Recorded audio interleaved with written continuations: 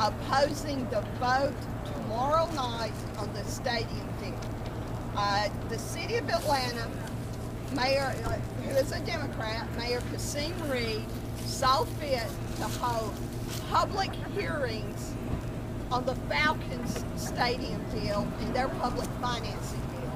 Republicans are supposed to stand for transparency and openness. Apparently, the Republicans on the Cobb County Commission did not receive that message. They are rushing a deal. They're rushing a vote 2 days before a holiday without one public hearing. What are they hiding? What are they afraid the public will find out? New numbers are coming out. They keep talking about $300 million. But the bottom line is, the Braves portion, Cobb County's portion, they're going to be making $17.9 million per year in bond payment because you have to pay interest on bonds. Then you have needed infrastructure improvements. Then you have Cobb County's part of the operation and maintenance. And when that all adds up, you're talking about close to $600 million. Now, they claim that that there are going to be proceeds and revenue generated that will be able to make that bond payment. It won't be on the back of taxpayers. If you really believe that, I have some oceanfront property in Tennessee I would love to sell you. I'm from Gwinnett County. I was asked by people, friends in Cobb County to actually, to actually get involved in this. And this does affect people statewide. Because if Cobb County is allowed to get away with rushing the vote and say, screw you to the taxpayer, in this county we don't need to hold public hearings, then this will go to other counties as well. As I said, what did they have to hide? There was a poll that was commissioned to appear and support a report. This scientific poll conducted by a firm in Washington, D.C. saw 81% of Cobb County voters believe there should be public hearings and the vote should be delayed. 59% of the ones that actually support the stadium coming believe the vote should be delayed and there should be public hearings. I support the Braves. If the Braves wants to move to Cobb County, that is great. But if they have $400 million to pay for development outside the Braves Stadium, why don't they take that $400 million and pay to build the stadium and let the Cobb County voters decide in a referendum if they want to allocate more money to develop the area around the stadium. And this is something, I've got this armband here. It says, combat hard. That's exactly what we intend to do. If the county commissioners vote to pass this, then we are going to initiate recall, and we're going to still look at legal action and file lawsuits against them. So tomorrow's vote is not the end, it's just the beginning, and we're going to combat hard. I would like to introduce you to William, who is speaking for Common Republic. Mr. Taylor will be speaking on behalf of Common Republic. Thank you, Debbie. My name is Terry Taylor. I'm a resident. I'm also a board member on Common Cause, Georgia. We are proposing the public referendum be held on the stadium to give our taxpayers, our citizens, the opportunity to vote on the stadium. I want to be clear that Common Cause is neither against nor for the stadium in Cobb County. Our position is it's big enough, it's important enough, it will last long enough that our citizens should have a voice in this. If a referendum is not held, then we ask that citizens have time to have a full public hearing in series of meetings where all of the details of this proposed transaction project take place. We're asking for a referendum for 3 reasons. First, it's being rushed through.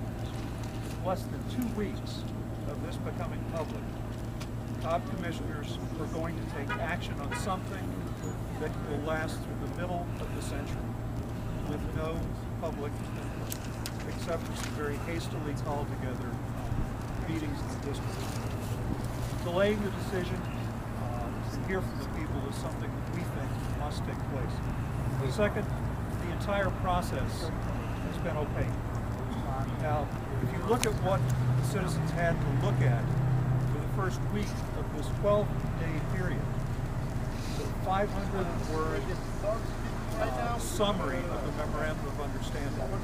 Now, that translates into $545,455 per word on the $300 million that Cobb County is speaking to. Again, we think that's probably it is a low estimate. We think we can get more value for our money. The other issue, the third issue we have, the scope, the scale of this is clearly big enough to ask the citizens for. We liken it to a SPLOST. It has many of the characteristics of a SPLOST. Why wouldn't we be able to vote on it just as we would a SPLOST? Now, the commissioners say there'll be no bite on the taxpayers. They won't feel a thing. But that's because dollars going to be reallocated from another source. That doesn't say anything about if that went away, would citizens pay less in taxes then?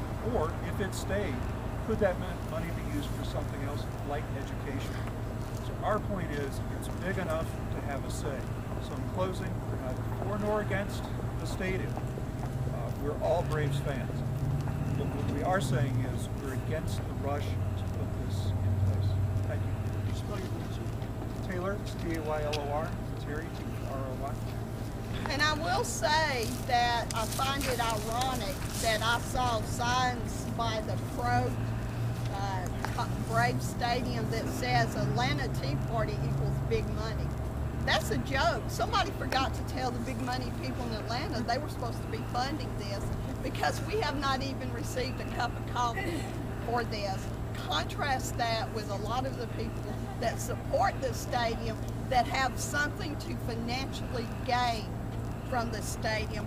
That's why they come out. That's why they're fighting it so hard. Our next person I would like to introduce, Mr. Williams. He's with the SCLC. Thank you so much, Debbie. Go Braves! Go Braves! Go Braves! Go Braves! My board authorizes me to be here this afternoon because the common ground that we found is our mutual interest in transparency. And clearly, that has not been a part of what has happened and what's been unveiled in the last couple of days. There have been commissioners who have made public statements that, like many folk in the public, the deal was not known to them until a couple of days before it was rolled out.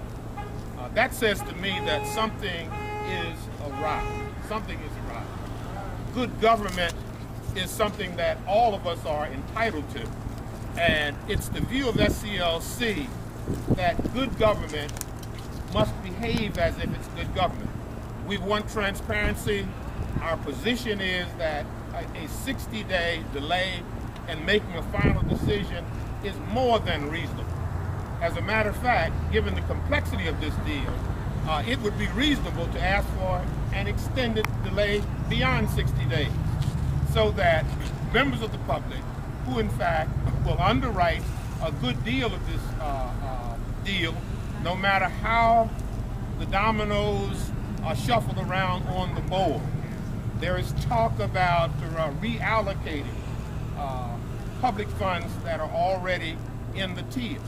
Well, those public funds are in fact funds that belong to the public. So we believe that we're entitled to know more about it. We need to learn more. We're very much interested in learning more, and we'll be aggressive to that end. So transparency is what it's all about. The news that really should be the headline is how that issue of transparency brings together as diverse a group of folk in this coalition. That is the news. Go Braves! Go Braves! Thank you. And the next person. Oh, Ben Williams. The organization. Cobb County Chapter, Southern Christian Leadership Conference. Are we the president, sir? Yes, I am. Thank you. The next person, David Staples. He is from Cobb Taxpayers Association. Good afternoon, everyone. My name is David Staples. I'm the vice chair of the Cobb Taxpayers Association, and we're against this on several levels. Number one being that we feel that it's been a very non-transparent process. This is not the way that government should work. The deal's been primarily done behind closed doors and brought to the commissioners, and now they're trying to ramrod it through in a matter of just a couple of weeks. I was in the room here just a few minutes ago and overheard one of the people saying, if we can get enough pro-supporters in here, maybe the opponents can't even get in here and make their voices heard. That's what this process has been about from beginning to end. We just want our voices heard. We want them to delay the vote at least 60 days. Let's talk about the pros and the cons of it. In fact, we take it a step further, and we believe that people should actually be able to keep their hard-earned dollars in their pockets. They're entitled to them. They're the ones that earned it. Government is not earning the money. So we'd like to see this not only delayed, but take the taxpayer money out of it. Don't keep our property taxes high. Lower them back down after these park bonds expire. And then let's find some other ways to fund it if the Braves are going to be able to. Thank you very much. Have a great afternoon.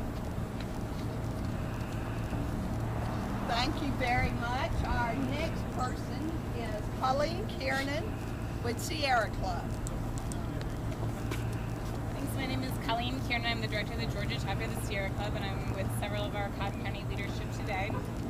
We're here to add our voices to the call for transparency and public input in a delay of this vote. However, our Cobb County leaders have deliberated this issue, and we are opposed to the proposal, and we're opposed to Cobb County funding for the new Braves Stadium. The Sierra Club is for conservation of our resources, and this proposal is nothing but wasteful. It's wasteful of the Olympic Stadium, which was a gift bestowed upon us. It's wasteful. It's proposed to demolish one of the most enduring symbols that we have of Atlanta's entrance onto the international stage. It's also wasteful of 60 wooded acres in a prime spot in Cobb County. And as some of the other speakers have talked about, it's a misuse of a tax increase that was passed with voter approval to support parks. And that's an issue that's especially near and dear to our Cobb County leaders who worked tirelessly to support the referendum on the park bonds the several times that it was held. And we feel that this tax increase that has no place going for a stadium as a bait and switch tactic that we can support. Okay, the next is Sue Stanton with Cobb Conservative Leadership Coalition. Good afternoon. Have you heard of Obamacare? Passed in the middle of the night without any input from the voters. How about Solyndra? Crony capitalism. The voters lost. Any legislation that cannot stand up to sunlight does not need to be passed. This is crony capitalism that was passed in the dark of the night without the input from the voters. Monies that are supposed to come back to the voters at the end of the current parks bonds are going to be reappropriated towards this. Revenue bonds are not allowed to use taxpayer dollars per the Constitution of Georgia. This is wrong, wrong-headed. If the Braves want to come here, all great. Let the Braves pay for it. Thank you. Hey, next speaker is Michael Opitz with Medicine Forum here in Cobb County. As I said before, much has been made of the fact that I'm in Gwinnett. Well, Atlanta Tea Party is a proponent of good government and what they're doing, open and transparency. And I used to live in Cobb. I lived in Cobb for a long time. I have many friends that asked me for help and asked me to get involved with this fight because they said this affects us statewide. Again, we were sold, Gwinnett County was sold a raw deal with our Gwinnett Braves Stadium. We were promised the moon. We were promised development. We were promised there would be no taxpayer funds, that the taxpayer funds would not be out. The stadium would pay for itself. It is not paid for itself. The projected revenues have not come in, and the taxpayers are holding the bag, and we're trying to prevent that from happening in Cobb County. Michael Opitz. Thank you, Debbie. My name is Michael Opitz. I'm president of the Madison Forum. We're a nonpartisan organization focused on good government. Since we heard the announcement of the Brave Stadium coming to Cobb on November the 11th, there has been such a rush to complete this transaction without any opposition or without any thought. And what we ask is for a 60-day delay so citizens can have the opportunity at learning all the details, understanding the full scope. Information is very important. We don't want to be part of what Nancy Pelosi said, you gotta pass the thing in order to find out what's in it. We don't have to do that. It's part of education, it's part of information. I think it's appropriate that we're standing in front of the library today. The library is filled with information. We want the information. It's contained in libraries. We want the information regarding our government stance and the funding of the Braves coming to Cobb. Now, we're not opposed to it, not for it, not against it. We don't have enough information to make a decision. Common axiom in business is you never have enough time or enough information to make the optimal decision. And that's all we're asking. Citizen input. After all, we are a government of the people, for the people, and by the people. We elect these folks who then hire the bureaucrats to enact our will. And when they try to cut out our will and try to cut the information from us, then it's time for the citizens to push back. Because if we don't demand good government, then we're going to get what we deserve. And on this, we demand it, and I really, all of us really appreciate your being here today to help get out the message. Thank you very much. Thank you. Are there any other groups represented here that I did not? There was a group that held a press conference earlier today, and you know, we signed on to that letter.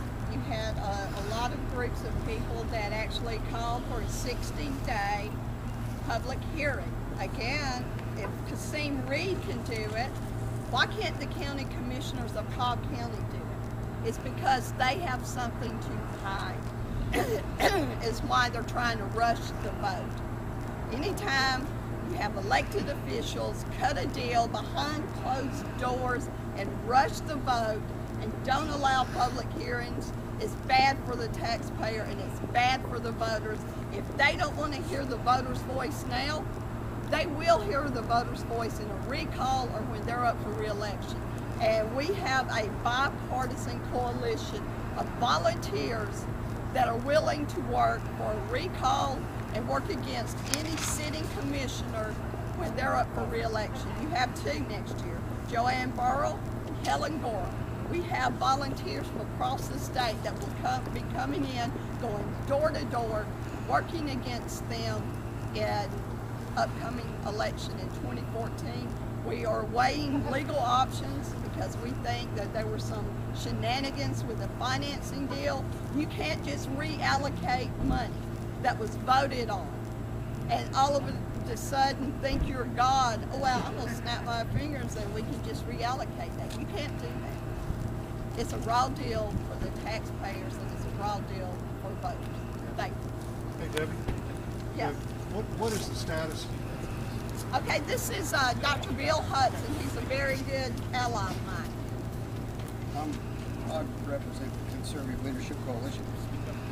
To go along with what she said about Gwinnett, it will cost Cobb taxpayers more than $300 million. This happened. The same thing happened in Gwinnett, but you have way more zeros in your problem state. So this is in addition to the county's 50% share of future improvements in repairs.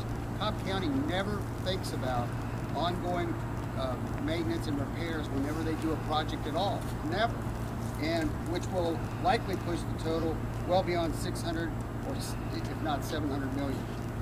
You're going to get a tax increase. I don't care what they say.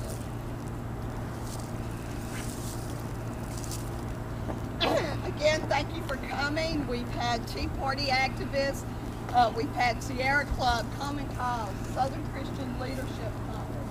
We had the Cobb Conservative Leadership Council. We had Madison Forum represented. We had the Cobb Taxpayers. This is a very diverse group. People better pay attention to the poll numbers that was listed in supporter report that I believe it was WSB or one of the TV stations conducted. 81% of Cobb County voters say delay the vote, and they say we need public hearings. 59% of the ones that support the stadium say the same thing. Thank you.